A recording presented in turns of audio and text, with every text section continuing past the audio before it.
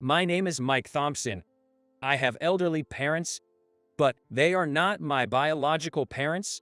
My real parents passed away in a car accident when I was very young. With no relatives to turn to, I was placed in a foster care facility where I lived until I was 5. Although I felt lonely without a mom and dad, I was happy to have delicious food. Those were moments of sheer joy and my only pleasure. One day, a sophisticated elderly couple visited the facility. I have a vague memory of them watching me eat meals with their radiant smiles. They had such kind smiles. After a while, this couple, the Thompsons, decided to adopt me. I quickly opened up to them, calling them Grandpa and Grandma. Grandpa and Grandma grew vegetables in a small garden and sold them at the local farmer's market. The leftovers from the market, or the imperfect ones that couldn't be sold, would always end up on our dinner table. I love Grandma's pickled cucumbers and Grandpa's potato soup. Be grateful for the food. That was Grandpa's favorite saying. There are many people who are struggling with no food to eat every day. We must be thankful for each meal. Mike, I hope you grow up to be someone who can help those who are hungry and struggling. Got it. I nodded gravely, and Grandpa smiled gently. His teachings are deeply imprinted in my heart. Our life was never luxurious, but I was very happy growing up filled with lots of love. I helped with the garden work while also attending high school. After graduation, I planned to get a job to support our household, but Grandpa said, "Don't worry about the money, do what you want to do." I think Grandpa understood what I wanted to do. I wanted to do a job that could help people in the future. But at that time, I didn't have enough knowledge of what to do for that, and didn't even know where to start.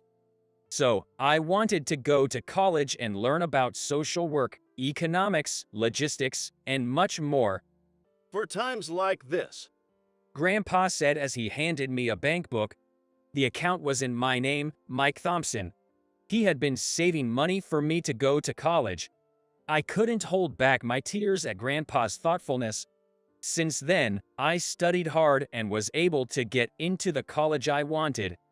I was happy, but also felt guilty for putting a burden on Grandpa and Grandma. I had never seen them indulging in any luxuries. They always put me first, before themselves. Once I start working, I vowed to repay them in a big way. With that in mind, I threw myself into my studies. 4 years have passed since then. This spring, I graduated from college and got a job at a food company called Impress Foods. Impress Foods not only manufactures and sells food, but also focuses on social welfare through food. I learned this from Grandpa. One of his friends works at Impress Foods, and he happened to hear about it. maybe the job you want to do is here, Said Grandpa. As a member of the sales department, I threw myself into everything from copying documents, inputting data, to handling phone calls. I arrived at work earlier than anyone else and thoroughly read documents to learn about our products. Sometimes I would accompany senior sales staff on their rounds. I wanted to learn the job quickly and become a full-fledged member of society. However, there was one person who didn't think well of me. It was Director Johnson, the head of the sales department.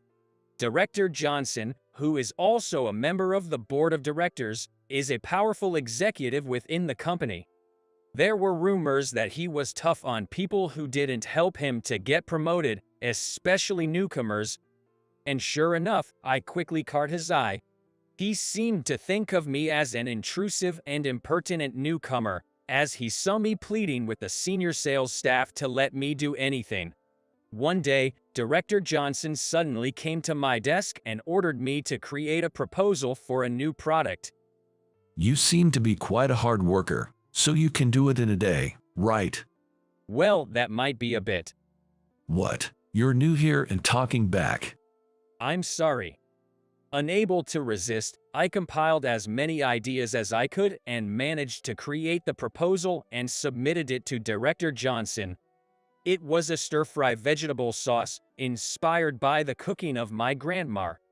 Director Johnson skimmed through it and then pushed the proposal back at me, laughing disdainfully, and said, "Who would buy something like this?" Our customers are looking for something more luxurious. We don't need such cheap stuff. Have you ever eaten anything nice? "I'm sorry, I'm not very familiar with high-end items. Could you please give me some more feedback on what needs to be improved?" Think for yourself. Well, maybe that's too much for you, having grown up in a Po family. Haha. I apologize. This kind of thing continued daily. To be honest, it was hard to go to the office.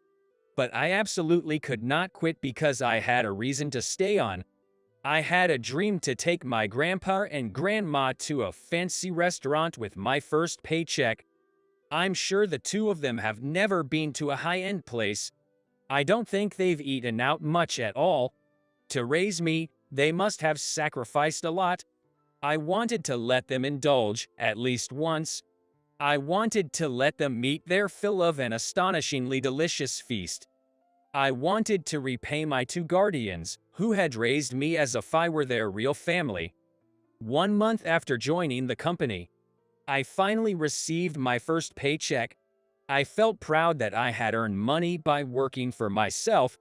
Senior sales staff recommended a high-end restaurant to me that they had used for business dinners, so I made reservations for 3 and invited my grandpa and grandma. The two of them, who thought we were going to a nearby diner, were surprised when I tried to take them into the fancy restaurant. Are we going inside such an upscale place? Grandma seemed a little confused. I got my first paycheck. It's money I earned as a working adult. I've always dreamed of treating you two. Grandma had tears in her eyes. Let's enjoy this feast, given Mike's heartfelt gesture. No need to hold back. Grandpa said happily, as we nervously entered the high-end restaurant for the first time. We heard a familiar voice from a room in the back. The sliding door of the room opened and Director Johnson came out. "Director Johnson, good evening." Instinctively, I bowed deeply. Why are you here? He looked at me suspiciously. "Well, just having dinner with my family," I timidly answered. This is a place I use to entertain important clients. It's not a place for ordinary people like you. He continued to scrutinize us. Coming to a fancy restaurant dressed so shabbily is totally inappropriate.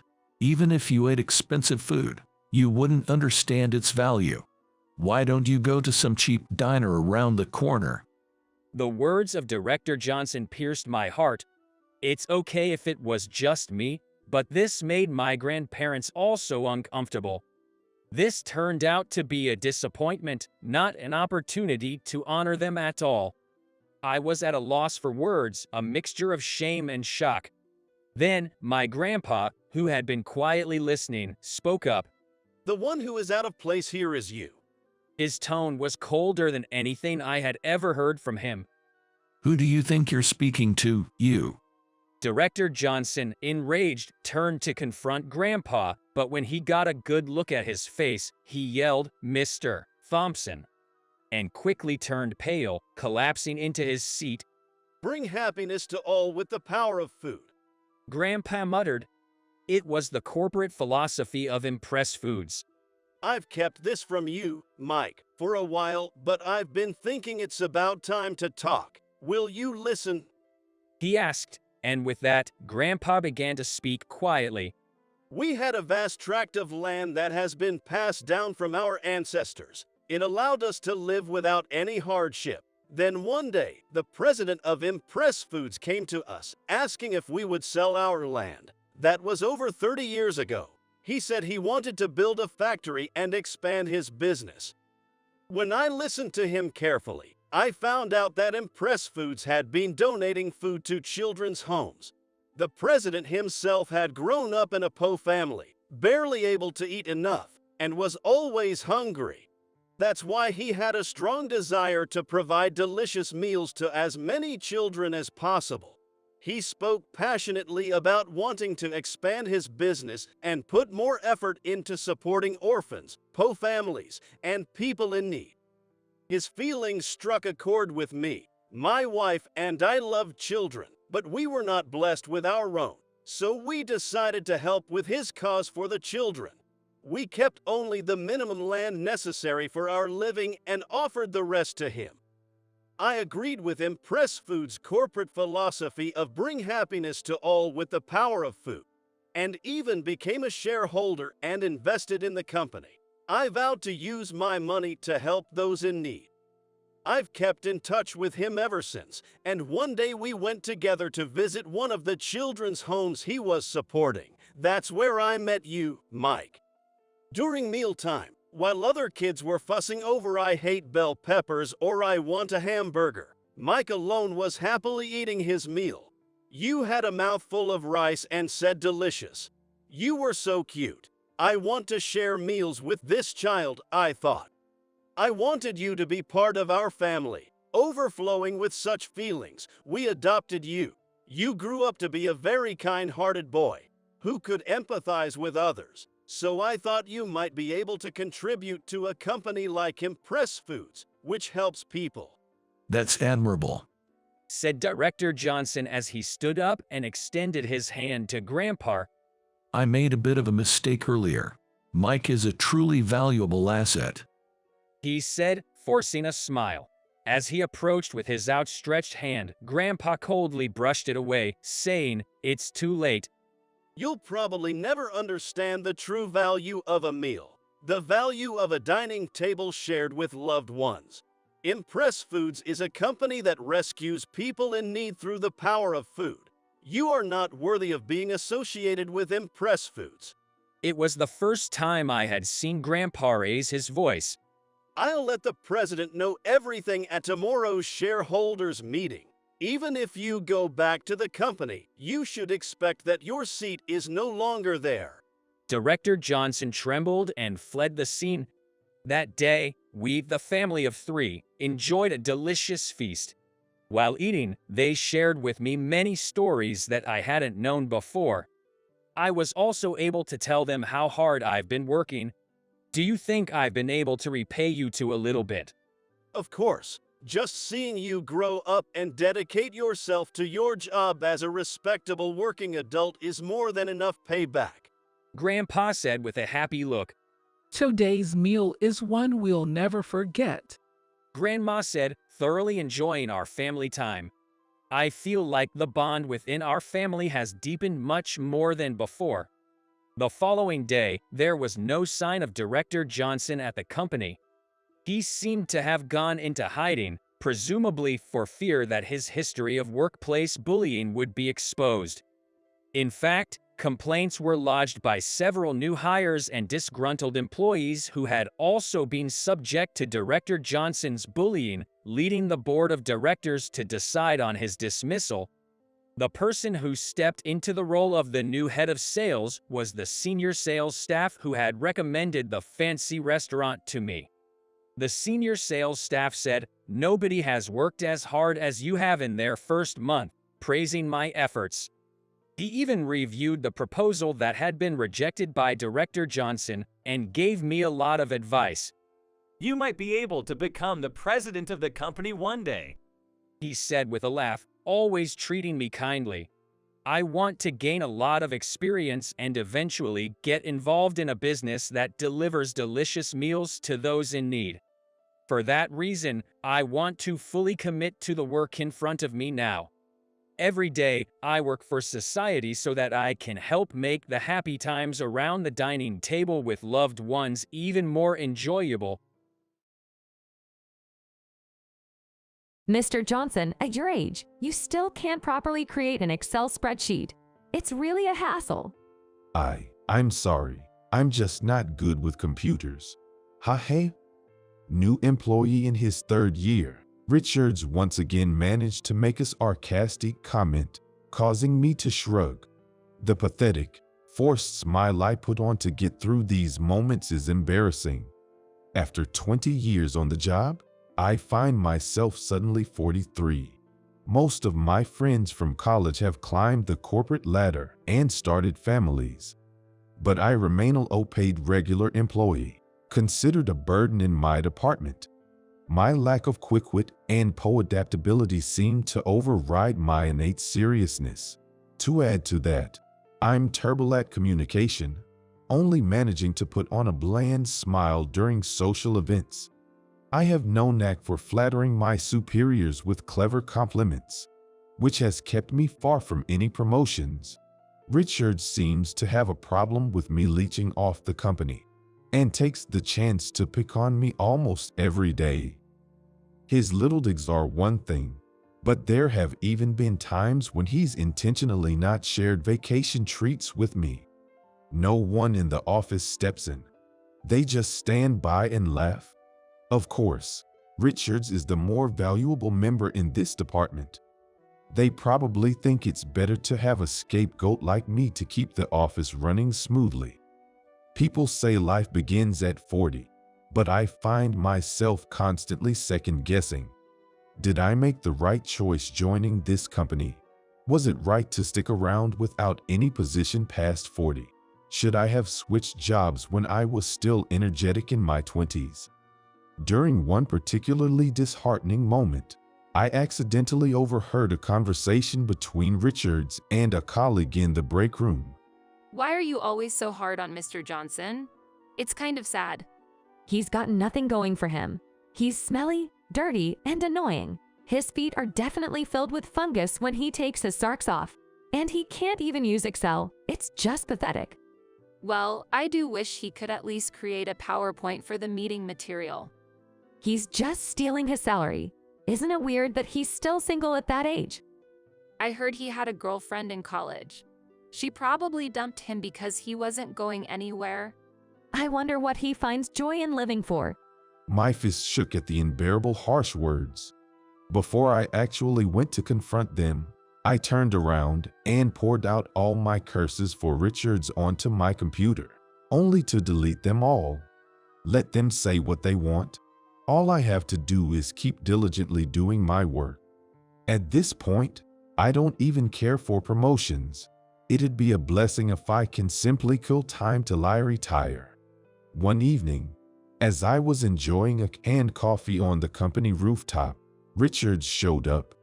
I grimaced at the sight of the unpleasant person, but she seemed to not notice me at all and walked unsteadily toward the railing. And then, "Hey, what are you doing?" I was shocked as she casually gripped the railing and tried to climb over it. I quickly grabbed her and pulled her away. Leave me alone.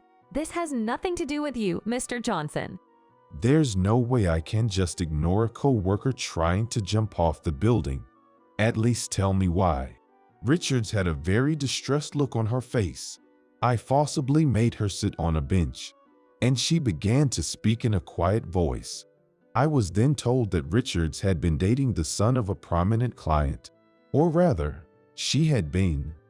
They had broken up just a few days ago. The reason was Richards' education background. At the end, he had insulted her by saying that women from prestigious universities are not cute. That's not all. He insulted my mother, who raised me on her own and even sent me to college, saying, She didn't want to reveal the exact words she had been subjected to. I didn't want to hear it either, just because jumping off seems extreme. Even if I jumped from the 5th floor, it's not certain if I would die, but I'd get seriously injured. Below is a bush. I don't have to die. Just make that guy regret so much. I was getting angry with Richard's defiance and self-mockery. I grabbed her shoulder in a sudden impulse, turned her towards me, and yelled, "Will your life be rewarded by getting back at a lowlife with a low act? Why not become the best woman you can be and show him? It can't be that this woman who is far better at work than me, who everyone rallies on, could end it all so easily. What about the parents who lost their daughter? I'm also angry with myself. Why didn't I notice that Richards hasn't been well recently? She hasn't been eating well at lunch and her complexion is bad." I fumbled in my pocket and pulled out a cereal bar individually wrapped. Eat this. It's left over from lunch. Huh? You mustn't have eaten for a while. I understand that heartbreak is shocking, but you need to eat something. When you're hungry, your thoughts tend to be negative. Either she was surprised to be shouted at by a senior she had always looked down on, or she was deeply moved by the offer of a cereal bar. But Richards, for a moment, started to cry. The next moment, Richards snatched the cereal bar from me and began to eat it voraciously.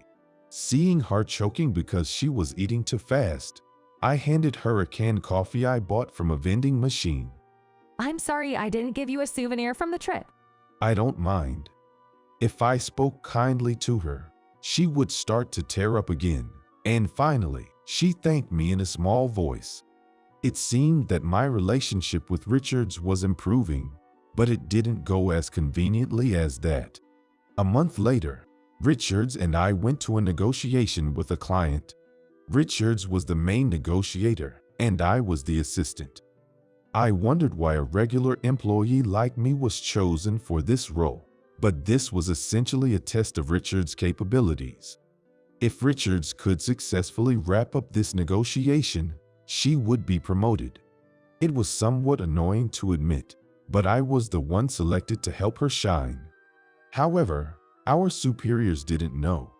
The client was a company where Richards' ex-boyfriend worked, and his father was the owner.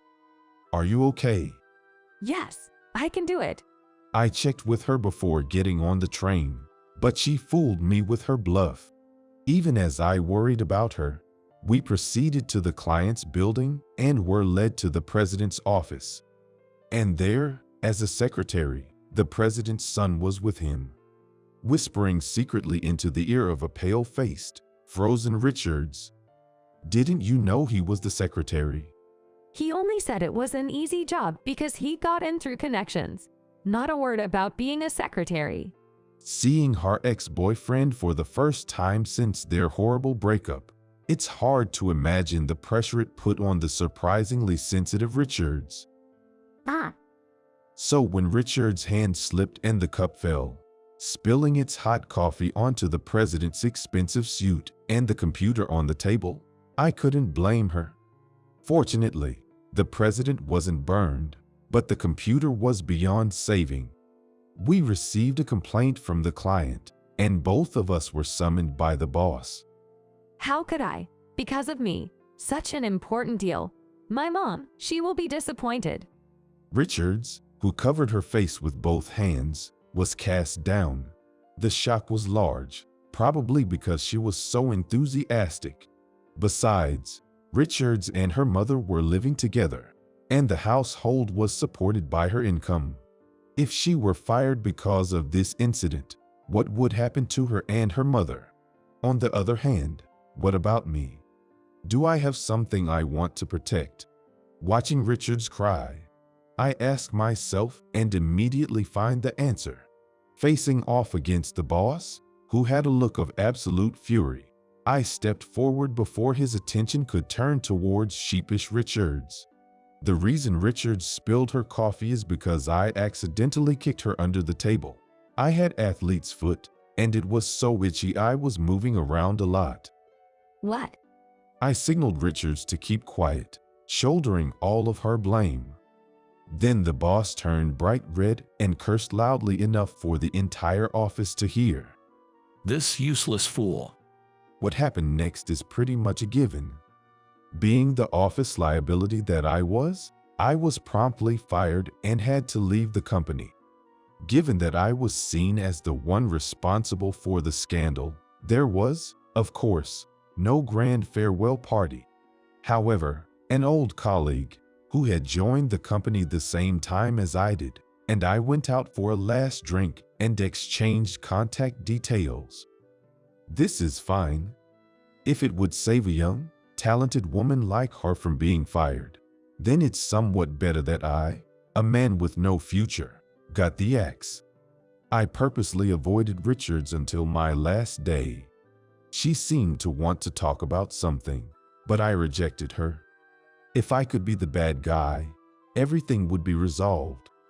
I didn't want anyone seeing me with her and then getting nosy. After 3 years of quietly leaving the company, unmissed by anyone, I kept going to the job center. Finding a job at my age was tough, and I was rejected at dozens of interviews. While job hunting, I worked night shifts at a convenience store and restocked goods at a supermarket to make ends meet. I'm really at the end of my rope. And yet, I can't return to the rural town where my brother and his wife and my parents lived together.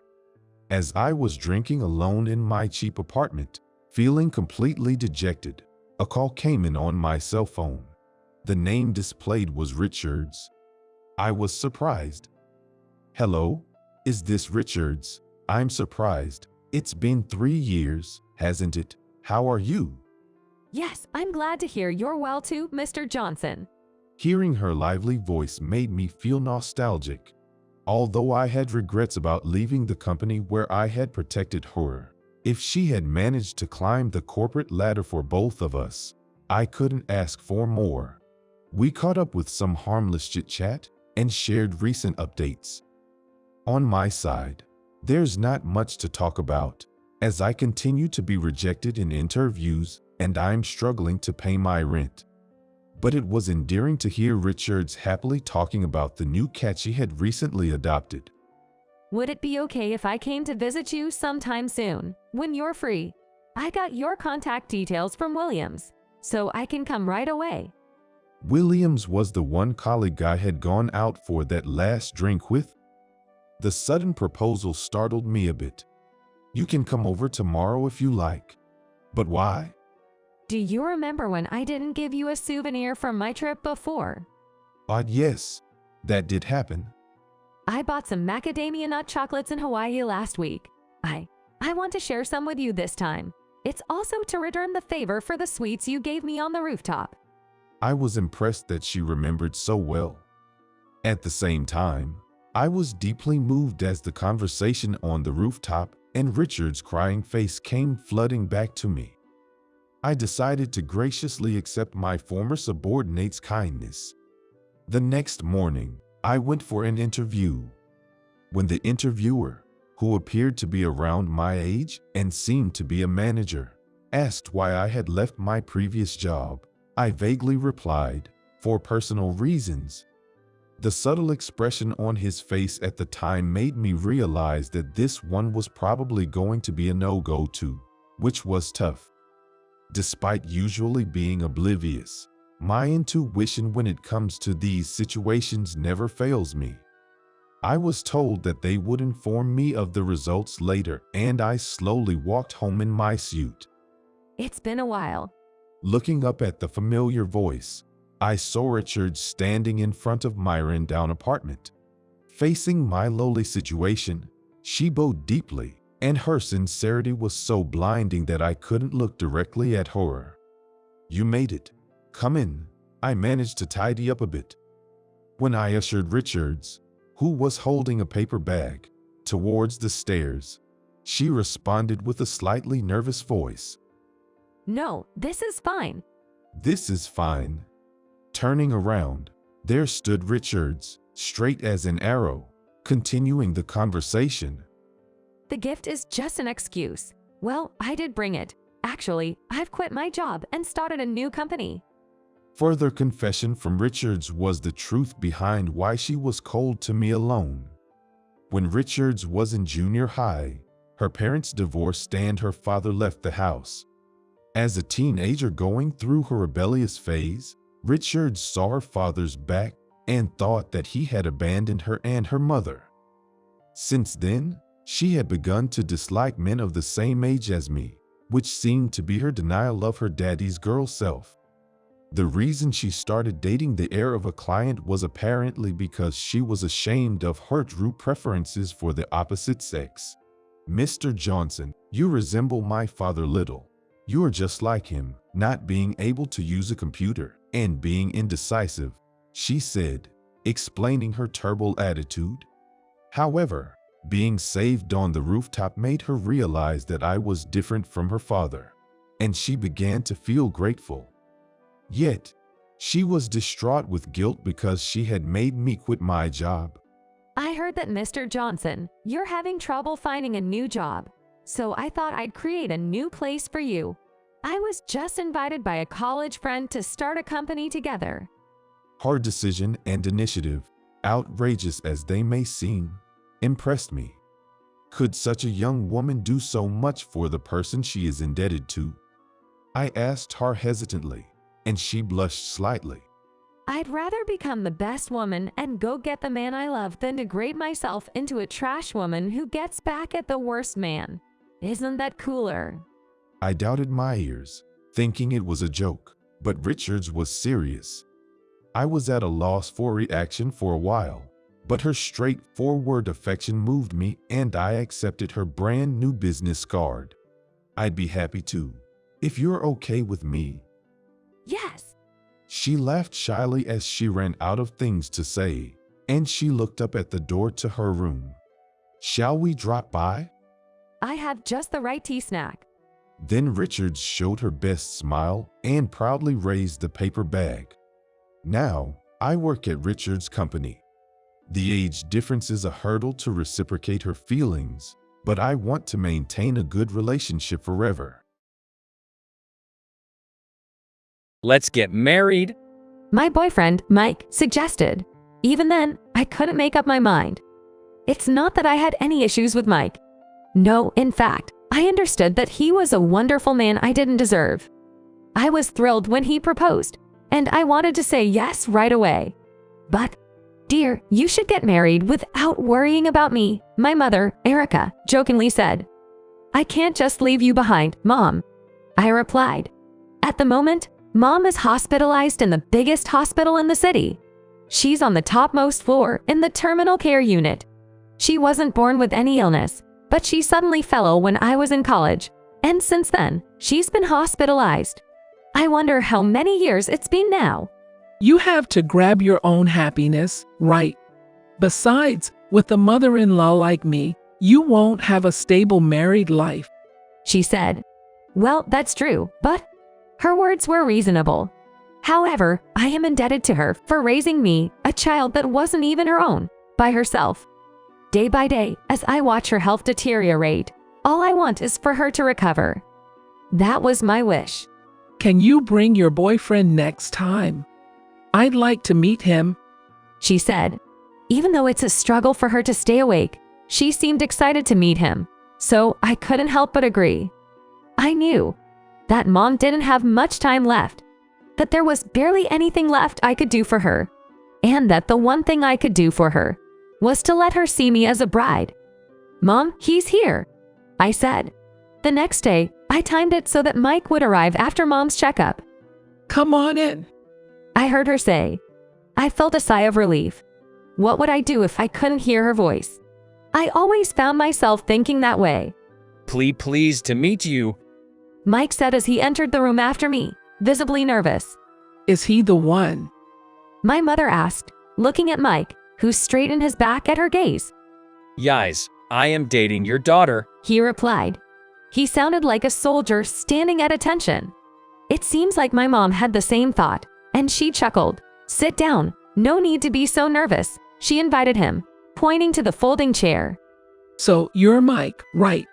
Yes, Mike Johnson, Mom. He replied, using the casual American term for mother-in-law. Oh, calling me Mom so soon, aren't you eager? She teased. I'm sorry, Mom, stop. Mike, don't worry. She's not really mad. I interjected, seeing my mother holding back her laughter, and Mike finally realizing he hadn't said anything wrong. He looked relieved.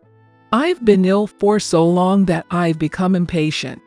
Please forgive me, she prefaced, and then she asked. Mike Johnson, will you take care of my daughter? Mom was never a hurried person.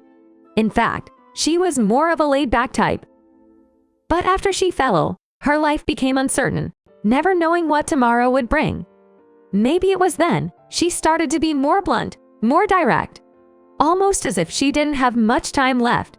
Mike didn't know this side of Mom. He just looked straight back at her and simply said, yes. That was probably enough for Mom. All right, I understand. She took a deep breath, let it out, and nodded firmly. Please take care of Clara. It seemed as if she was gathering her last bit of strength, entrusting something precious to someone else. I couldn't bear to look directly at her. I will. I'll make her happy even if it costs me my life. Mike's words, which would normally make me jump for joy, passed through my ears like they don't concern me. Mom, are you really okay with this? You might die alone in this empty hospital room, with no one else visiting you except me. I felt like going up to the rooftop and shouting in that very moment. If shouting could solve everything, how wonderful it would have been. Reality is always the ultimate realist. Things that happen in novels and movies, they don't happen here. I'll come again. I didn't even know what the three of us talked about. Before I knew it, the setting sun was casting an orange light into the hospital room. As if being considerate of me, Mike left the room first, and I followed him. Clara. At the sound of Mom's calm voice, I involuntarily stopped in my tracks. Mike's full name. It was Mike Johnson, right? Oh, yeah, that's right. What's going on? After a moment of thought, Mom leaned over to reach for the drawer in the TV stand next to her bed. I'll do it. The TV stand was just out of reach from the bed. Mom hardly watches TV, so the nurses had moved it to a position that would make their work easier. As directed by Mom, I opened the small safe inside the drawer of the TV stand. Can you get that box? This one. It was the box where Mom kept her precious pendant. The only pendant owned by Mom, who doesn't wear makeup. It's probably not an expensive piece. The kind of pendant a high school student could buy after saving their allowance. But Mom had been cherishing it, never wearing it. I thought it must be some kind of keepsake. If you're going to Mike's parents' place, wear this. But it's precious to you, Mom. So, you see? My mother said, her smile light as a feather. That's why I want you to wear it. Because it's a pendant that brings good luck. Huh? I wonder if that's true. A week later, I was on my way to Mike's parents' home, Mike by my side. My mother's pendant was hanging around my neck. I felt shy about showing it to others, so I was careful to keep it hidden. In the end, spurred on by my mother, I decided to go and greet Mike's family. Marriage. The weight of this word was immense. Could I really be happy? No, the bigger question was, would Mike be accepted by his family? We'll be there soon, said Mike, who was unusually quiet as he gripped the steering wheel, seemingly more nervous than usual. We were heading to a place on the outskirts, abundant with nature. A place where celebrities and wealthy folks built their vacation homes, a typical spot for the rich. It seemed that Mike's family lived in such a place. Hey, Mike, are you by any chance rich? Well, my family is. But I'm just a regular guy, a regular office worker. You know how I'm always saying I'm broke. I know all too well because you couldn't even pay for the cab fare and had to stay over. I had an image of rich kids being spoiled, but I wondered if their parents were strict. Or perhaps they were annoyed by their son. Either way, I had a feeling this wasn't going to be easy. I wanted to show my mother what I'd look like as a bride. I had to make that dream come true. We're here, Clara, Mike said as he parked the car. I looked up at the large mansion in front of us, and I could already feel my heart sinking. We're back, Mom. This is Clara Smith, who I'm dating. Welcome back. And welcome, Clara. I'm Susan, Mike's mother. I've heard a lot about you from Mike. Please, come in. Thank you. Susan seemed vaguely reminiscent of my mother. Sure, my currently thin as a stick mother and Susan were worlds apart in physique, but there was a certain vibe about Susan that felt similar. I was relieved. As I stepped in from the entrance, an overwhelmingly opulent space greeted me. It was like a movie set, something I had only seen in films. But this was my boyfriend's family home. The signs of daily life scattered around spoke volumes that this wasn't a set. I was guided to the guest room. A fluffy sofa, clearly expensive carpet, and a large chandelier on the ceiling. The interior itself was so overwhelming it left me speechless. I'm sorry we couldn't offer much of a reception. Susan apologized. And no, not at all. It's already too amazing for me. Seeing my reaction, Susan chuckled.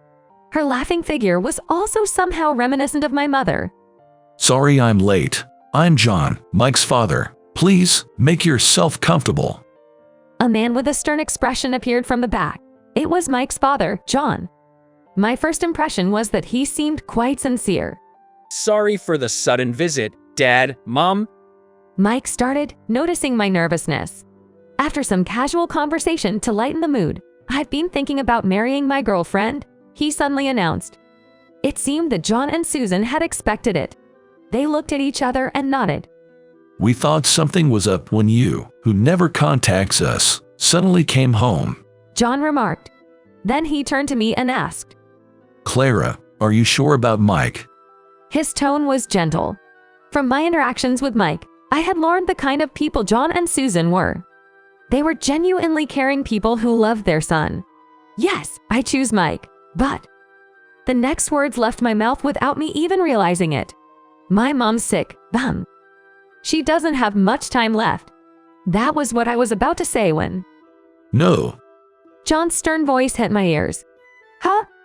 John's expression had completely changed to a stern one, as if he was looking at an enemy. I snapped to my senses. Mike, please take her home. We weren't accepting this marriage. Dad. Please wait. I didn't want my mom's medical expenses. That wasn't my goal. No, rather, my mom was already. Those words spun around in my mind, but wouldn't form. If I said it, it would be like admitting my mom was going to be gone. Listen, Dad, Clara's mom is... It's all right, Mike. I weakly shook my head. Thank you for your time. I bowed deeply. Is marriage impossible after all? But I guess it can't be helped. Just as I thought that. Wait, Clara, that pendant. It seemed to have spilled from my chest as I was bowing. A simple pendant that was completely out of place in this luxurious house. I felt embarrassed and hurriedly tried to put away the pendant, but... Could you please let us see it? Susan's voice was serious. I took off the pendant and presented it to Susan. Upon examining the pendant, Susan... I thought so. Let out a deep sigh. It seemed John felt the same. The fierceness from earlier was gone, and he was staring at the pendant with a serious expression. May we hold it? Nodding to John's inquiry, I looked on. He tenderly touched the pendant as if it were a priceless treasure, and then said, Thank you. By the way, Clara. Oh, yes. I apologize for raising my voice earlier. May I ask, what was your mother's name? It's Erica Smith. Is that Erica, as in Erica spelled with the characters Grace, Village, and Beautiful? Yes, that's correct. What brought this on all of a sudden? Do you have a picture of her? I do. I showed them a photo on my smartphone. I thought so. He said. Both John and Susan, looking satisfied, started to share a story. Me and Erica were always together, Susan explained. Susan looked up, seemingly lost in old memories. She was probably reminiscing about the happy times.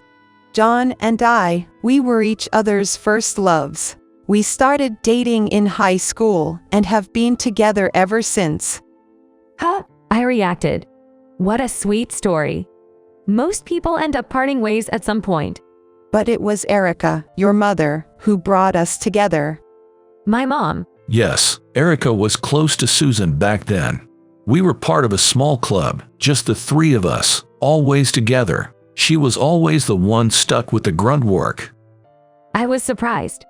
I had no idea that my mom had any connection with Mike's family. Me and Erica were very close, not sure why, but they ended up falling for the same guy. Susan continued. And that was John. The fact that Susan is here with him now means that my mom wasn't chosen. Erica was very passionate and was constantly making moves on John, but... I was in love with Susan. I just saw Erica as a friend. John confessed. For my mom, it was an unrequited love. Mom loved John, but John loved Susan, and Susan also loved John. To come between two people who loved each other, my mom couldn't do that. I knew it all too well. After all, my mom was the type to care more about others than herself. One day, Erica told us, I hope you two will be happy. Despite her feelings for John, she thought about our happiness and chose to step aside. After that, it was business as usual. As if nothing had happened, she stayed with us until graduation. Susan recalled. I can't imagine how hard that must have been. To keep interacting as usual while watching the person you love be with your best friend. If it were me, I'd distance myself from them immediately. But Mom didn't do that. I bet it was because she cared for both John and Susan. She probably decided to watch over them until graduation. She stayed with them to the end. That pendant, it's a symbol of the promise between me and Erica. After graduation, we promised each other that we'd each find happiness and meet again. Susan explained, looking at my chest. I was threatened that if I didn't make Susan happy, she wouldn't forgive me. John added, rubbing his chin with a wry smile. That sounded like my mom. Actually, my mother was married once before. I revealed. But I heard they broke up right away. And then, having no one to turn to as an orphan, she took me in and raised me as their own daughter. I have no one. After losing my real parents in an accident, I had no one to rely on. The person who extended their hand to me was Mom. The most important person to me. The person I want to be with more than anyone else. But Mom is sick. She won't make it much longer. I know her life isn't long. John and Susan were speechless. Their faces showed that they couldn't believe it was that dire. The day I said I was going to visit your parents, Mom gave me this pendant. Maybe Mom knew something about Mike. Maybe she investigated my best friend's family at some point. Maybe she saw the resemblance of those two in Mike. It's all just a possibility. But still, Mom entrusted the pendant to me. A precious item filled with memories of her loved ones, given to me who wasn't her real daughter. Just a mother wishing for her daughter's happiness, doing what's expected. Just like how I wished to show off my bridal look, Mom was trying to make me happy in her own way. Clara, what's wrong? Tears were falling, one after another, down my cheeks. Again and again. Endlessly, they were flowing. Then, Clara, a call. It's from the hospital. Mike handed me his smartphone. I tried to steady my voice to avoid sounding tearful as I picked up the call. Yes. Is this Clara Smith's mobile? I'm a doctor from XXX Hospital. I had a feeling. Your mother, Erica, is not in a good state. Can you come right away? I'll be there. I promise. I'll be there. There's something I still haven't told Mom. I'll get the car ready. Mike quickly left the room. I immediately got ready. Clara, we'll follow with Susan later. Don't worry about us. Just use Mike to your advantage. I bowed to the two of them. Even though they had made time for me, I didn't get much of a chance to talk. Once everything has settled down, let's talk again. If you can shed tears for your family, I feel I can trust you with Mike. John and Susan smiled calmly. I bowed again, and then I heard the car horn outside. I rushed out of the room. 3 years had passed. Mom passed away just as I arrived at the hospital. I didn't get to say goodbye, nor express the things I wanted to, but somehow I feel like she's still watching over me. Mama, Papa. Oh, Sophie, it's Papa here. Your beard hurts. Today, I, Mike, and our daughter Sophie are visiting my mother's grave. Mike, on the other hand, is totally smitten with our daughter, getting hurt by her innocent words. I, for my part, have returned to work, gradually getting my body used to the routine. These are peaceful and happy days. Looking at the frolicking Sophie, I suddenly wonder if my mother felt the same way. There's Grandma's grave. Careful when running, Sophie. She's quite a handful. Might give my mom a start. Of course not. My mother was quite a lively one. She's probably having a blast with Sophie. If my mother were still alive, she would undoubtedly have been close to Sophie. I had such a feeling, almost a conviction. Oh, looks like someone else visited before us. Following Mike's voice and glancing from Sophie to the grave, there were indeed flowers already laid out there. Really? Perhaps your dad? Most likely. The bond between the three of them continues, even now. From a pendant, now transformed into memories. What's that pink flower, I wonder? Well, that eyes. A pink flower with bell-shaped petals, swaying in the wind. The flower is named Erica, symbolizing loneliness and solitude. It sways with determination, as if to defy those feelings. With a gentle color. My wife, Alicia, has always had a bit of an absent-minded quality about her. Our meeting stemmed from an incident where Alicia dropped her large makeup pouch in a university lecture hall and didn't even realize it. I picked it up, and that's how I approached her for the first time. When Alicia, who is 2 years younger than me, was job hunting 2 years after I did, she would say with a puzzled look, "They dropped me because I don't seem to have a clear vision for my future." Do you think I lack vision? Well, you do seem a bit absent-minded sometimes. Alicia didn't seem to be too concerned about it, responding with a nonchalant "I see." But that's just how I am. It can't be helped. I'm sure it'll sort itself out eventually. I remember her smiling lightly at the thought. The economy has been in a slump since the bubble burst. Due to that environment, I felt like I was being crushed by anxiety while job hunting until I received an offer. So, it was strange and refreshing to see Alicia, who was living in that same environment, be so nonchalant. I remember being re-smitten with her, thinking, what a cool-headed woman she is. Once a year passed after Alicia, who was considerably late in finding a job compared to her classmates, began working. We got married. We didn't have a wedding ceremony at the time because we didn't have the money. I apologized to Alicia, saying, "You must have wanted to wear a wedding dress, didn't you?"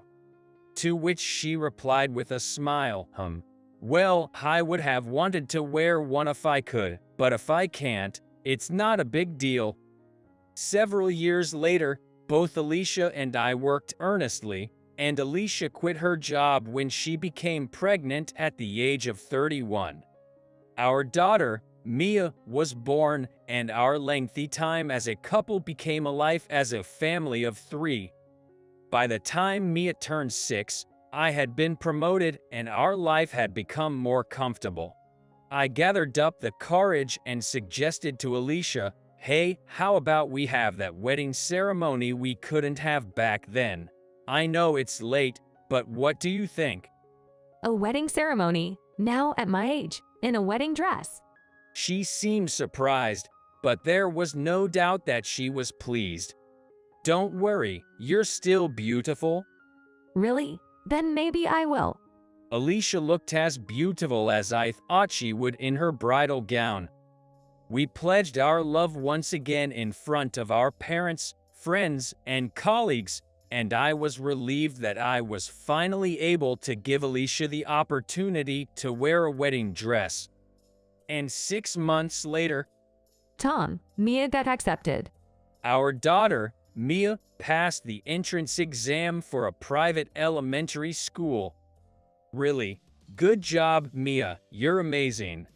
As I tousled her hair, Mia let out a joyful squeal and looked up at me with a proud smile.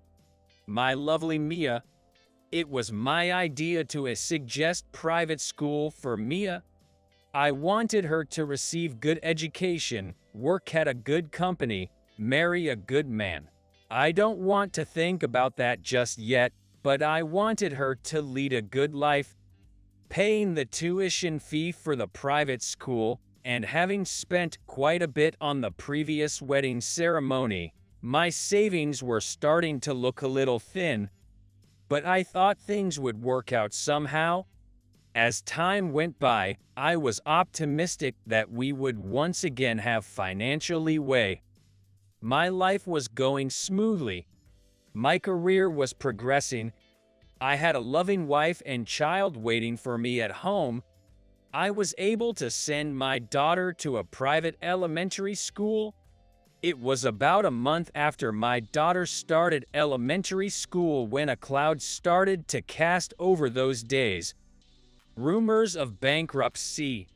Yeah, you know our new CEO who took office at the end of last year, right? Apparently, he had some trouble with an executive at a client company, and they're likely to terminate the contract. The client is.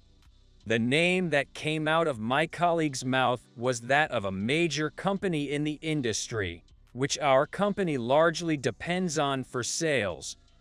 But we've always had a good relationship with them. A sudden termination of the contract, is that even possible? Actually, it's not so sudden. Our current CEO, since that laid-back second-generation president took over, our way of doing things has changed quite a bit, hasn't it? It seems that's caused some issues with the client. Well, I hope it's just a rumor about the bankruptcy. You've just been promoted, and your child entered a private school, right? Yes. My older brother had his kid in private school, and he said it's been tough. If the company goes under at a time like this, it's going to get really difficult. The words of my colleague stuck to my chest, turning into anxiety. That night, I got a phone call on my cell from my mother back home. She spoke in a somber tone, saying something unexpected. Your dad had a stroke. What? He's stable now, but he'll need to be in the hospital for a while. He's still unconscious. And you know we're living on Social Security, right? We can't afford the hospital bills. Would you mind covering your dad's hospital cost? I understand. Reluctantly, I nodded. My mother continued to speak apologetically. She explained that if my father were to have any lingering effects, we may also need to consider the costs of long-term care. Dumbfounded, I hung up the phone and headed straight to the bank. Once I transferred the money for my father's hospital bills, my account was drained. I had just finished paying my daughter's tuition for the semester. Looking at my pitiful account balance, I recalled a conversation with a colleague. Please don't let our company go bankrupt. Unfortunately, my wish did not come true. 2 weeks later, as I arrived at work, I saw a crowd gathered outside the office. When I found the colleague who had shared the rumor, I asked him, "What's going on? Why isn't anyone going inside?" To which he replied, "We're out of business." What? The company, it says so on that paper. The colleague pointed to an A4 size white paper taped to the locked office door. On closer inspection, the notice indeed announced the company's bankruptcy, complete with the name of the lawyer handling the case. I stood there in shock. Can this really be happening? So, what do we do now? Well, I guess we have to negotiate with this lawyer and look for a new job, right? I remembered the hopeless bank balance I saw 2 weeks ago. The expensive wedding, my daughter Maya's private school tuition, the unknown cost of my parents' medical and care expenses. Everything was becoming dark. How am I going to make ends meet from now on? As I stumbled home with my head full of worries, Alicia asked, "What's wrong?" When she saw me, "Well, the company went bankrupt." What? Today? Yeah. I told her about the scene I saw at the office. Upon hearing this, Alicia looked surprised for a moment, but she quickly returned her gaze to the variety show she was watching while folding laundry, and chuckled at the celebrity's comments. Her casual demeanor led me to remark, Hey, do you understand the gravity of the situation? This isn't a laughing matter." But what can we do? Nothing we say can bring the company back, right? She said it in such a carefree manner. Well, that's true, but... So there's no use worrying about it. Besides, you have the day off today, right? Why not take it easy for a bit? You've seemed pretty worn out lately. You must be tired, aren't you? Well... Oh, but would you mind coming shopping with me this afternoon? I've been wanting to go to that big supermarket in the next town, but it's far from the station, isn't it? I thought it would be convenient if we could drive there. Watching my wife smile cheerfully, I felt the tension drain away. Alicia was right. There's nothing I can do at this moment. Maybe I should take a break. I have been feeling tired lately. Why don't you take off your suit and put down your bag? Yeah. Alicia took my bag, which I had been clutching since I got home, and helped me take off my jacket. Don't be so down. It's not your fault. Let's think of today's incident as if a huge storm came yesterday and blew the company away. Okay. What kind of analogy is that? Looking up at me with a chuckle, Alicia said, "But it's true, isn't it?" "Well, maybe you're right," I replied with a laugh, deciding to change out of my suit for now. That day, Alicia and I had lunch together for the first time in a while, drove to the big supermarket in the next town for some shopping in the afternoon, and welcomed our daughter Mia back from school together. However, we couldn't continue this lifestyle every day. The next day, negotiations with the lawyer appointed by the bankrupt company began. The back and forth had continued for over a month, yet the company's management never made an appearance during that time. As per my attorney, it seemed unlikely that they could even pay my unpaid salary. Though I wasn't keen on it, I had no choice but to contact my mother back at home and explain the situation. My father, who collapsed with a stroke shortly before the company went bankrupt, regained consciousness but was still dealing with the after effects. I had heard that it would be tough for just my mom to take care of my discharged father, and that we would need to hire a caregiver. Given the current circumstances, when I told my mom that I couldn't contribute financially, she murmured in a worried voice, "Is that so?" Eventually, my mom said she would dip into her savings for a while to cover the care costs, leaving me filled with guilt. I know my parents don't have much in savings. I need to do something before their savings run out. Alongside the discussions with my attorney, I was visiting the employment agency and job hunting, but that too wasn't going well. To begin with, there were hardly any job postings with conditions similar to my previous job. No matter how much I drag my feet, the days continue to pass. Household expenses need to be paid, my pensioner parents' living costs are being pressured, and I even need to pay my daughter Maya's second semester elementary school tuition by the summer. The sun grew hotter every day, and summer was approaching in full force. I need to start preparing for Maya's second semester tuition soon. But can I afford to pay a lump sum right now? After much anguish, I finally decided to bring up this idea with Alicia. "Hey, what do you think about moving Mia to a public elementary school from the second semester?" Huh? What are you talking about? You are the one who was so keen on sending Mia to a private school. But given the current situation, Alicia, without showing a gloomy face despite the situation, brightly says, "Mia made a new friend recently." It would be so sad to have her transfer when she's finally enjoying school, don't you think? Yeah, you're right. Mia has her own life. It's my job to protect that. That night, I couldn't fall asleep as I pondered what I should do. As a result, I overslept the next day and only woke up after 10 in the morning. Good morning. Alicia, without any sarcastic comments towards the unemployed me who woke up late, asks me with her usual smile, "Good morning. Do you want fried eggs or scrambled eggs?"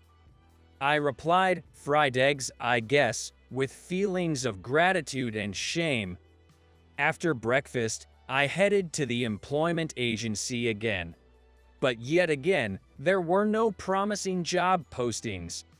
I was worn out, and dark thoughts filled my mind as I began to lose confidence as the family's breadwinner. What if I can't find a job at all? Even if I do find one, it would likely have a lower salary and tougher work conditions.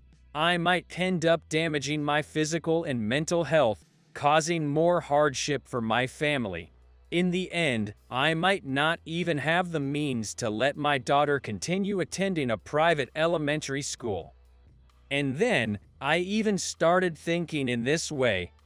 Perhaps Alicia would be better off divorcing such a pathetic man and finding a better one.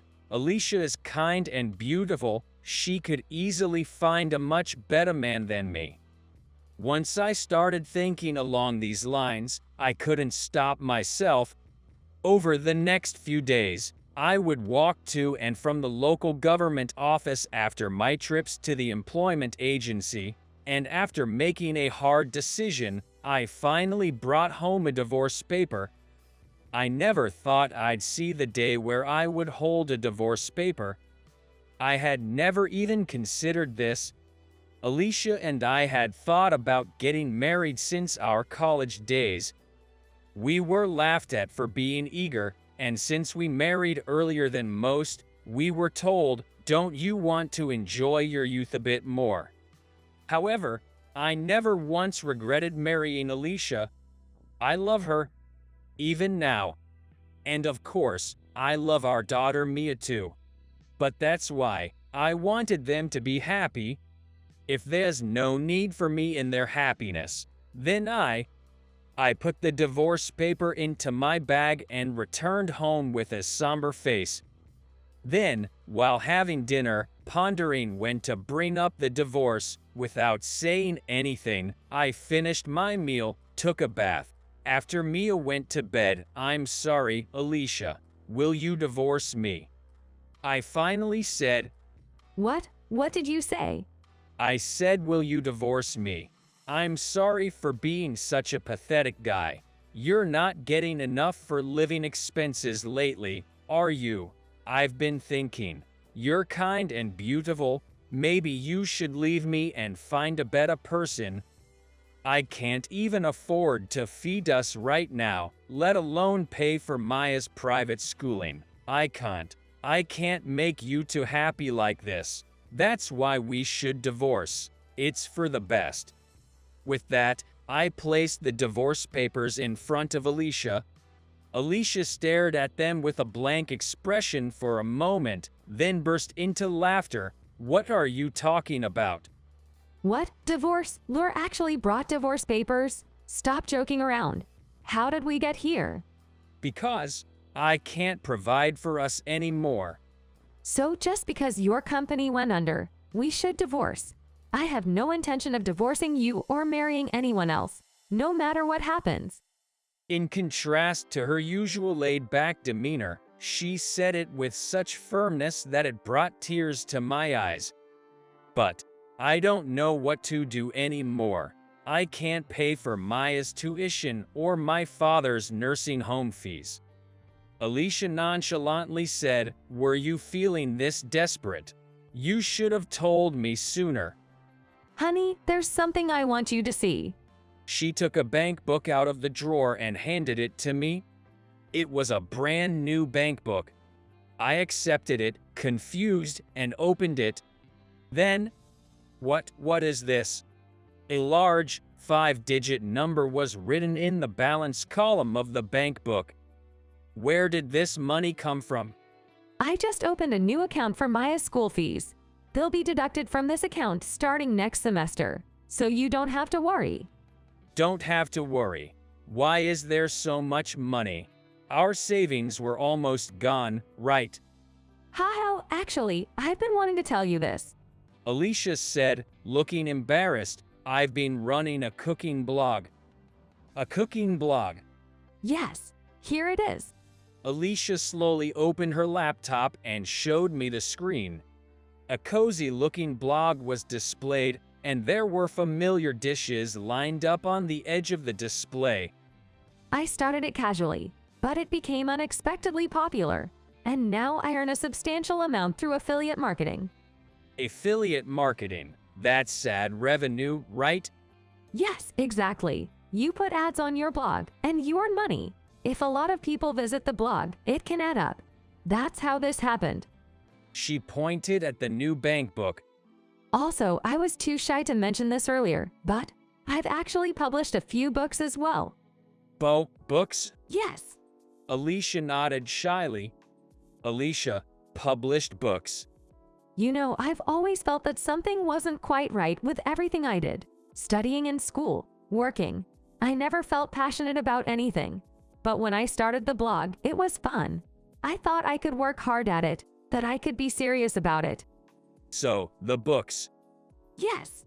So, you're a blogger, Alicia? Yes, that's right. I was dumbfounded, staring at my wife. Is that so? That's amazing. I had no idea you were doing all this from home. While scrolling through the blog admiringly, Alicia said, "Don't read it now. It's embarrassing." I didn't open the articles because she said so, but every post had lots of comments. Apparently, the blog was really popular. Alicia chuckled. So don't worry about money. I know your parents are in a tough situation, but now that I have my income, I think we can manage. You just relax and take your time finding a job. It'll all work out eventually. So, let's forget about this. Alicia crumpled up the divorce papers and threw them in the trash. Without you, there's no happiness for me or for Mia. Hearing those words, I finally came back to my senses. That's right. If I think about it rationally, it's absurd to talk about divorce at a time like this. I must have been out of my mind. I managed to choke out an apology. The divorce. I was being so stupid. I must have lost my mind. Yes, I'm glad you said that. Alicia gave a relieved smile, then immediately struck a triumphant pose. From now on, don't make any rash decisions, just take your time and go with the flow. It's okay, don't rush. You'll definitely find a job that you feel confident about. After all, I didn't find blogging until this age, so there's no need to worry. Her words reminded me of something from a long time ago, back when Alicia was struggling to get a job offer during our college days. During the times of uncertainty and looming recession, her carefree laughter and the words, "It'll all work out in time, I'm sure," made me feel reassured. More than I expected. Thanks, Alicia. With a feeling of being saved by my unchanging wife, I thanked Alicia, to which she responded with a cheery voice. Yep, enough of the serious talk. Let's get to bed already. Oh no. Suddenly, Alicia exclaimed in surprise. What's wrong? I forgot. Mia was supposed to bring a milk carton to school tomorrow. Upon opening the fridge, Alicia grabbed the milk carton that was still more than half full and started to pour it generously into her and my cups. We have to drink it tonight. Wash it and let it dry. Oh, okay. Alicia and I started chugging the milk, and we both let out a sigh at the same time as we finished drinking. Seeing Alicia with a white milk mustache, I couldn't help but chuckle. That night, I was able to sleep soundly after a long time. From the next day, I was able to look for a new job with a more relaxed approach. Things will work out. Feeling this way lightened my face, even to the point where the job center employee asked me something good happened. And 2 weeks later, I finally came across a job posting that felt right. After submitting my application, both the document screening and interview processes went smoothly. And within a week of applying, I secured a new job at that company. Starting the job, I felt a bit tired in the unfamiliar workplace at first, but with Alicia's support, I was able to get back on track quickly. And as for Alicia, nothing much had changed. Sometimes I found her to be a bit vague, other times she seemed very resolute. She didn't seem to work much at home either. I thought that maybe I was attracted to this kind of flexible strength in Alicia. Have a good day, dear. Have a good day, Daddy. My wife and our daughter, dressed in her private school uniform, saw me off at the front door. I'm off. Make sure you're not late for school, Mia. Okay. After waving back at Mia, I headed off to work. To protect this happy scene, I better do my best. I work at a toy company, specifically in product development department. Nowadays, there's a wide variety of toys. Some are designed for educational purposes, while others aim to help kids connect with nature. This is a market with untapped potential, especially considering it caters to the future generation of our country. That said, the reason I joined this company wasn't for any noble cause. I simply had a strong passion and longing for toys. You see, when I was young, I didn't have the luxury of playing with toys. I grew up in a very poor household. My dad wasn't around from the beginning. My mom was there, but she wasn't fit to work much. Even as a kid, I could tell she was mentally ill. She would often spend her days staring blankly in a corner of the house, bursting into laughter or tears out of the blue. Growing up under her care, I had to become mature faster than most of the folks. Although some kind-hearted neighbors did try to help, seeing my mom's distressing state, her chronic habit of moving from place to place made it hard for their support to last. I was constantly hungry, often quenching my thirst with water from the local park's drinking fountain. And I'd always been jealous to the kids who seemed to have such a good time playing with their toys. My life took a turn when my mom passed away unexpectedly. I was only 6 at the time. The start of a new chapter began when I sought help at the local police station. Turns out, I wasn't even officially registered at birth. So, at the age of 6, I hadn't even begun elementary school. Thankfully, I was taken into an orphanage, where I finally started living a somewhat normal life. And fortunately, I met a family who adopted me and began attending school. Until then, I had received almost no formal education and couldn't even recognize basic letters or numbers. Toys were what saved me. I learned to read by playing with alphabet blocks. I grasped the basic concept of addition using number toys. Above all, just gazing at the beautifully colored toys made me feel genuinely happy. That's why toys have a special place in my heart. This deep connection with toys was highly appreciated during my job interview, leading me to my current position. Hey Jack, what kind of toy are you brainstorming now? Good afternoon, Mr. Thompson. Being aware of my background, the CEO often takes the time to talk to me. He frequently checks out my toy prototypes, praises my efforts, or suggests improvements. Well, this looks promising. How about this? I'd like you to present this at the upcoming toy fair. Really? The toy fair? It's about time that you take on a major project, right, Manager Roberts? With that, Mr. Thompson called out to Manager Roberts, who was working a little distance away.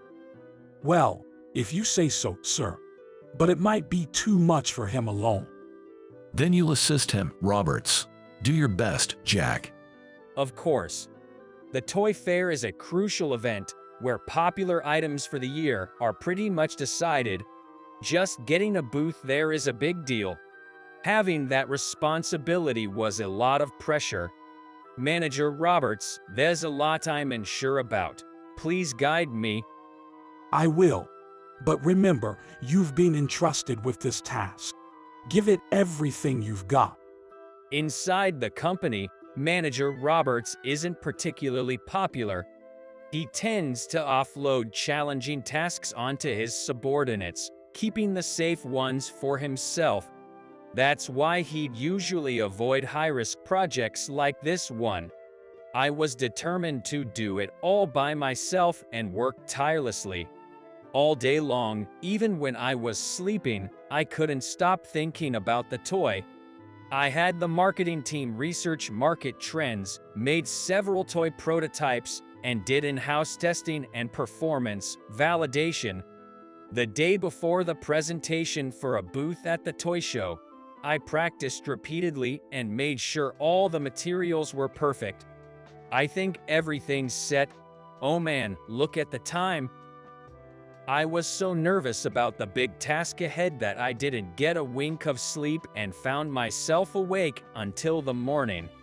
Still, I was pumped, perhaps due to the adrenaline rush. I felt sharp. I can nail this presentation.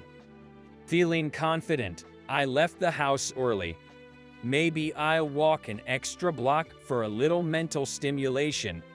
I took a detour from my usual route and ventured into a suburban neighborhood. But that decision led to an unexpected situation. From an alley I was passing by, I heard a girl's voice pleading, "Stop it, please." It was a cry that couldn't be ignored. Come on, Tiffany. What don't you like about me? Just hang out with me. I'll make it worth your time. Don't touch me. Oh, you scratched me. You're feisty, like a feral cat. But I can tame you.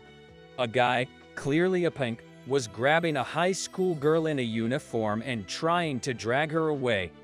She was clearly resisting, but he kept pulling her. Hey, that's a crime. Let go of her. I found myself shouting reflexively. Honestly, I'm a skinny guy, not someone who looks like can handle a situation. On the other hand, the pink looked like someone who could easily say that lifting weights was his hobby. I was no match for him. He turned his glare towards me when I shouted, "What's it to you, old man? Mind your own business." I'm not that old yet. This is annoying. You want to fight or something? Even though I wanted to get out of there, when the punk swung his fist at me, a girl ran behind me seeking for protection.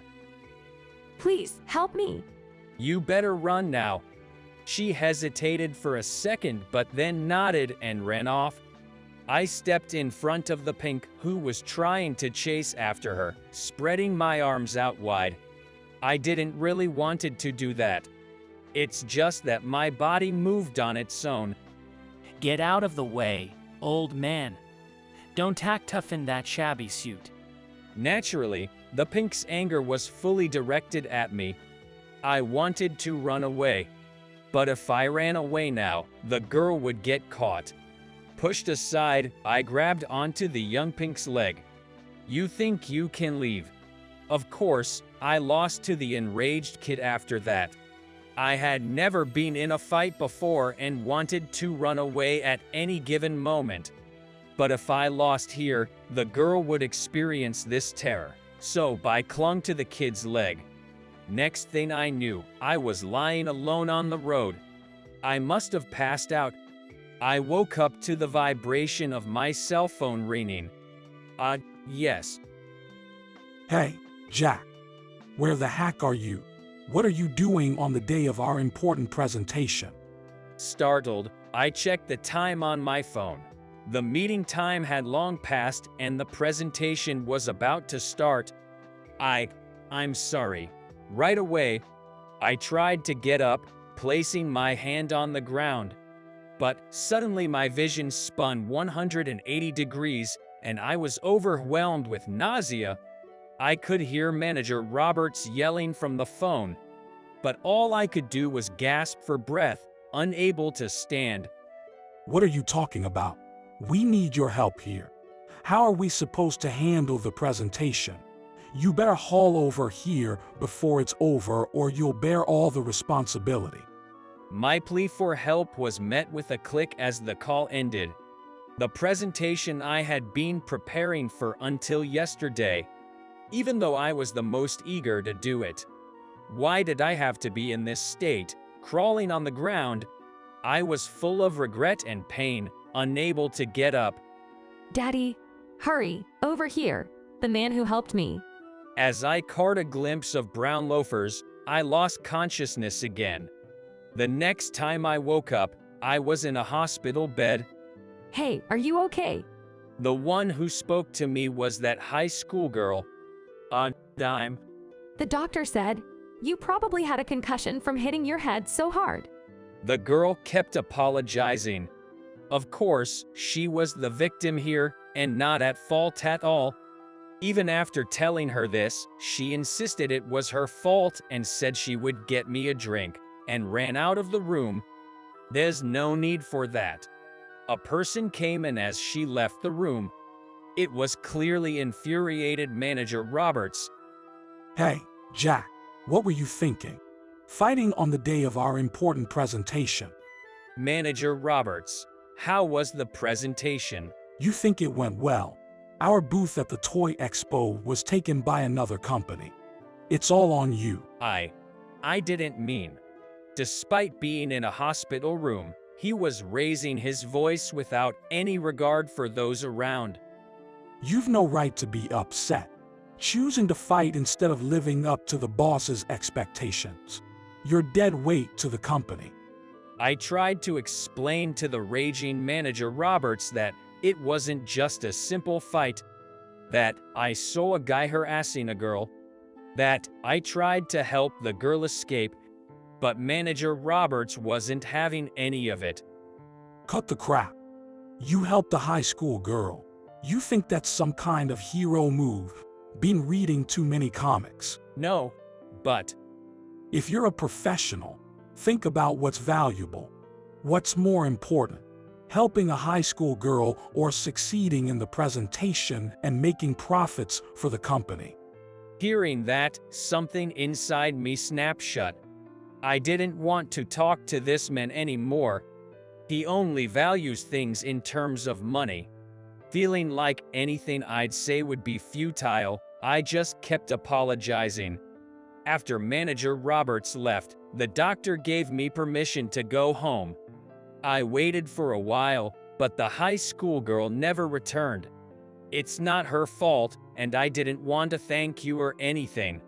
But it felt sad to think that all my hard work so far had led me to this moment, possibly facing termination, suffering from a headache, and walking despondently. The next day, I was summoned to the boss's office. Probably some sort of disciplinary action. Worst case, I'd be fired. In the boss's office, Manager Roberts was already there. I heard the presentation at the toy show yesterday was a flop. I apologize. Due to my lack of oversight, Jack got into a fight and didn't show up for the presentation. Jack, is that true? I thought it would be pointless to defend myself, so I just nodded. I'm sorry. Why the fight? He says that he was helping a high school girl, but who knows if that's true. Is this the girl you're talking about? The girl, who appeared from the door behind the boss, was the one I had helped yesterday. What? She's my daughter. So Jack, you're my daughter's hero. Wait, she's your daughter, Mr. Thompson. Suddenly, Manager Roberts changed his attitude. However, the outspoken high school girl spoke up. Dad, this man here was saying yesterday that helping a high school girl isn't as important as the company's profits. Does that mean no matter how much I ask for help, I'm not worth helping? At her words, Manager Roberts' face went pale. The flustered section manager was hit with another blow, this time from Mr. Thompson. From my end, I've got something to ask Manager Roberts. Why didn't you handle the presentation if you have been working on it? Even if Jack wasn't there, you should have been able to explain everything just fine. Right. The product was on site, and I've heard there were slides ready. Well, The reason is clear. You had no clue about the presentation's content, did you? The section manager, speechless, was told to wait for further instructions, then left the Mr. Thompson's office. I was taken aback and couldn't find the words when the Mr. Thompson turned to me. Jack, I've got a big favor to ask. What is it? Would you be willing to take a DNA test? What? Shocked by the unexpected request, I stood frozen.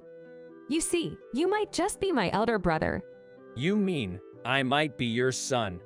As the conversation went on, initially unbelievable, it started to clarify some suspicions I've had. Mr. Thompson had a son, his firstborn. However, the child had gone missing before his first birthday. During a shopping trip, the child was snatched from the stroller his wife was pushing in just a split second. Although investigations were conducted, the child was never found. My age matched that of the child. And then there's the blood type. Mine is Rh negative. So is the Mr. Thompson's. Mr. Thompson said he learned of this in the hospital and decided to look into my background. And he found out that I was adopted. And from stories I told during my job interview about my childhood, he started to suspect I might be his child. My mother, back then, was mentally unstable. Suddenly she'd cry out, "Why did my baby disappear?" And after that, she'd hug me tight, repeating to herself, "My baby." And then there were the countless times we moved. Was she running away, overwhelmed by the guilt of having stolen a child? Above all, I had no birth certificate. It was because she wasn't my biological mother. That seemed to be the most fitting reason I could think of. I agreed to the DNA test. And 2 weeks later, the results confirmed with 99% certainty that the Mr. Thompson and I were father and son. At this result, Mr. Thompson shed tears of joy. And the first time I met the Mr. Thompson's wife, which meant my mother, she cried out in joy and hugged me with all her might. At last, you've come back to me, my son. I've longed to hold you in my arms. That was the warmth of a mother I had felt for the first time. From then on, I officially became a part of the Thompson family. My last name changed to Thompson as well. But I told them I still wanted to work in development, so I stayed in the same job position. By the way, my boss isn't Manager Roberts anymore. I heard he got demoted to a worker at a toy factory in Nebraska. Becoming Mr. Thompson's son so suddenly, I was initially overwhelmed. But I made up my mind. I am who I am. Nothing's changed. Only because I had a past as someone not related to the Mr. Thompson. I am who I am now. I won't deny my past. Nor will I get arrogant because of my new position. I'm just grateful for my current life where I can do what I want. But there's one thing I'm glad about after getting this position. I now have a younger sister. Every day, I realize how precious having a sister is. Look, this is a new stuffed toy. That's cute, but I think I'm a bit too old to get excited about stuffed toys. She says things like that, but I find even that cute. I've lived alone up until now. That was my norm. But having a family, I now know the comforting warmth of being genuinely secure. I want to do everything in my power to protect this family.